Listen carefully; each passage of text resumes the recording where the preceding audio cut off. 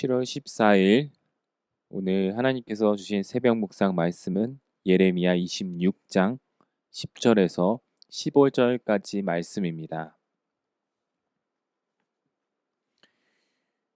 유다의 고관들이 이 말을 듣고 왕궁에서 여호와의 성전으로 올라가 여호와의 성전 새 대문의 입구에 앉으매 제사장들과 선지자들이 고관들과 모든 백성에게 말하여 이르되 이 사람은 죽는 것이 합당하니 너희 귀로 들음같이 이 성에 관하여 예언하였음이라.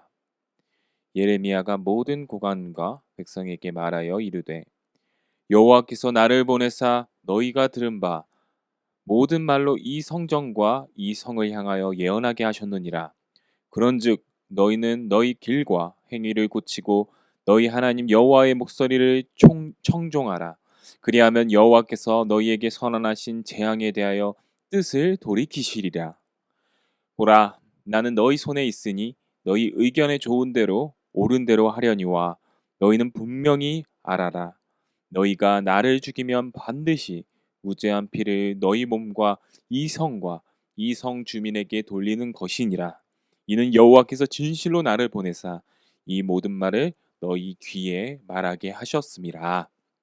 아멘. 오늘 말씀을 가지고 우리 진리의 말씀이 살아 숨쉬는 교회라는 제목으로 함께 새벽 묵상 나누도록 하겠습니다. 예레미야 26장은 예루살렘의 종교 중심지인 성전에서의 예레미야 선포를 두고 당시 예루살렘의 종교 지도자들과 예레미야와의 갈등을 자세하게 서술하고 있습니다. 예레미야는 성전에 예배드리러 나오는 모든 자들에게 심판의 메시지를 선포합니다. 그러나 이 심판의 메시지를 들은 제사장과 선지자 그리고 모든 백성들은 예레미야를 죽이려고 하죠. 10절에 보시면 유다의 고관들은 예레미야의 설교를 듣고 성전의 새 대문 입구에 자리를 잡는 모습을 보입니다.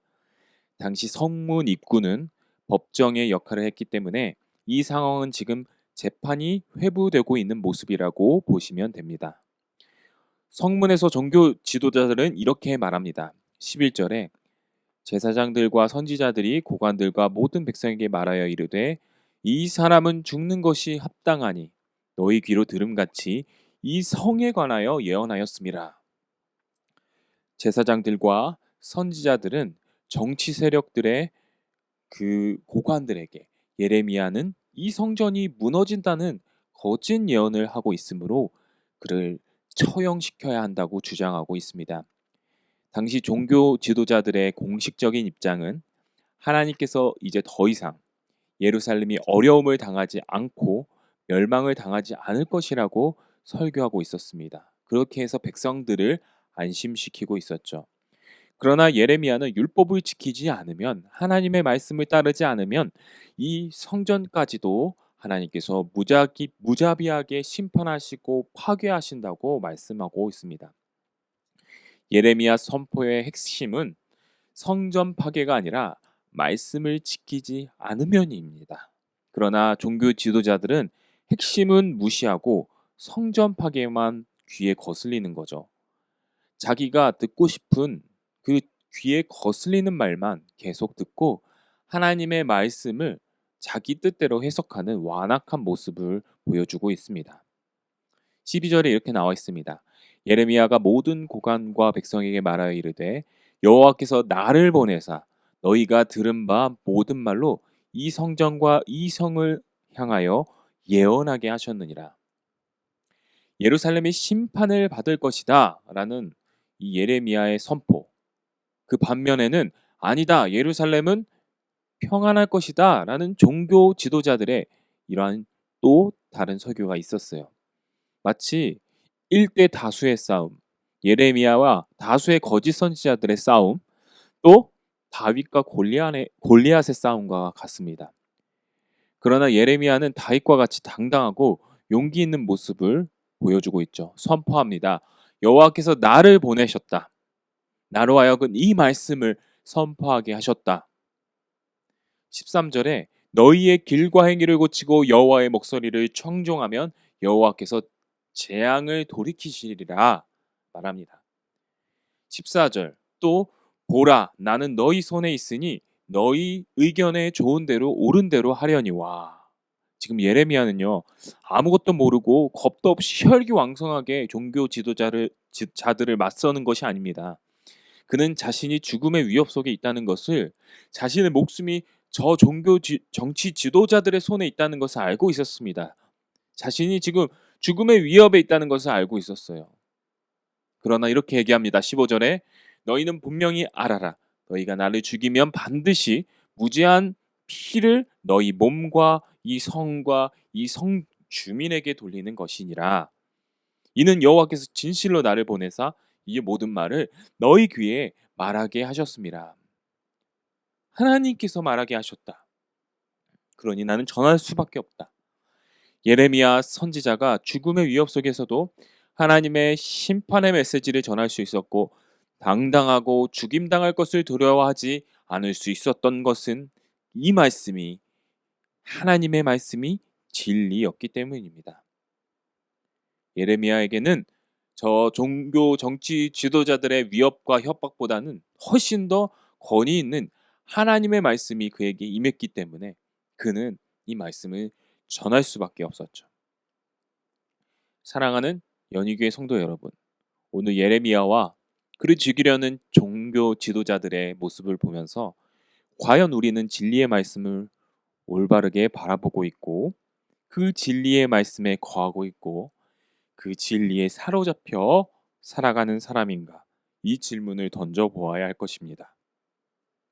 혹시 예배 중에 선포되는 설교 말씀을 나를 향한 하나님의 진리의 말씀으로 듣고 반응하십니까? 아니면 내가 듣고 싶은 말만 하나님의 말씀으로 받아들입니까?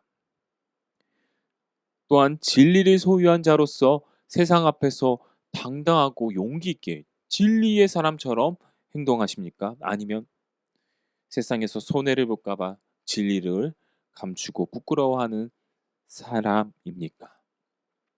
오늘 말씀은 저와 같은 교육자에게도 따끔한 메시지를 전해줍니다. 과연 설교자는 진리의 말씀을 가감없이 올바르게 전하고 있는가? 아니면 사람들, 교회, 시대의 눈치를 보며 그들이 듣기 좋아하는 말씀을 전하고 있는가?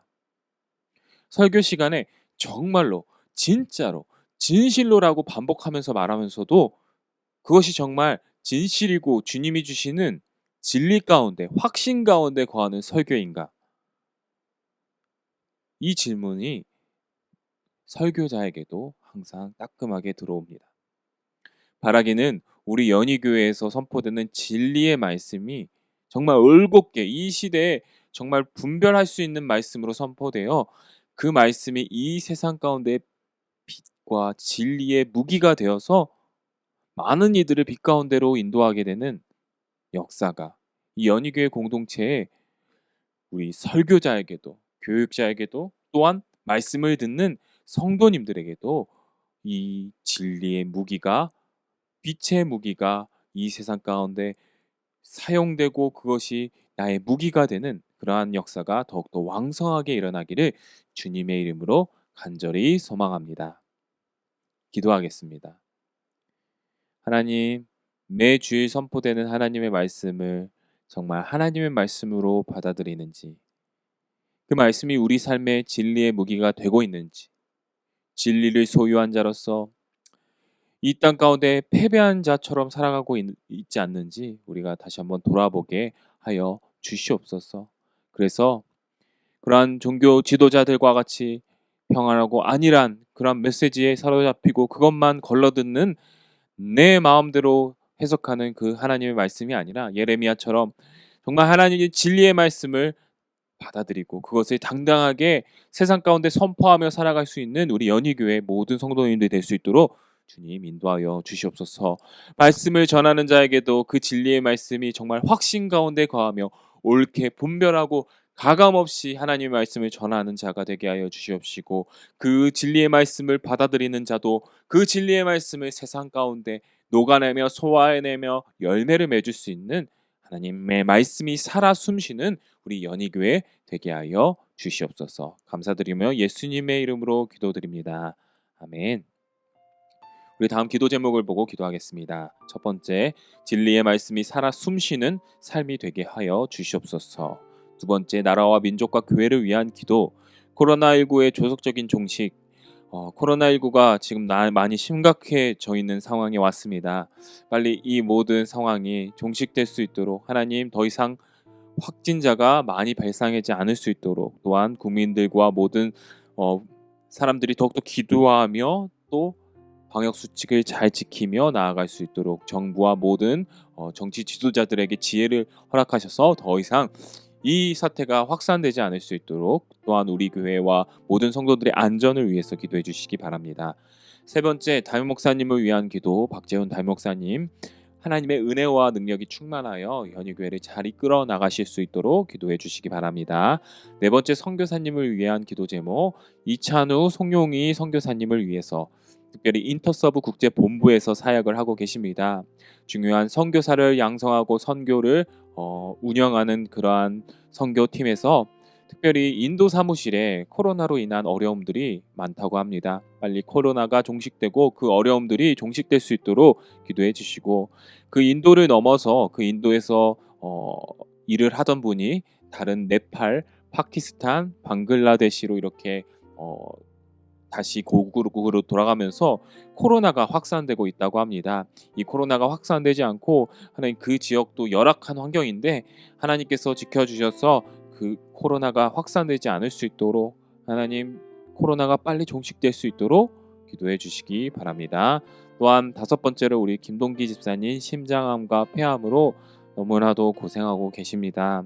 많이 힘든 가운데 있는데 하나님께서 치유의 손길을 베풀어 주시옵시고 위로의 손길을 베풀어 주시옵시며, 가정 가운데 하나님, 정말 하나님의 영광을 다시 볼 수 있는 그런 하나님의 치유의 역사가 일어나게 해달라고 우리 간절히 기도했으면 좋겠습니다. 다 함께 기도 제목을 보고 다 함께 기도하겠습니다.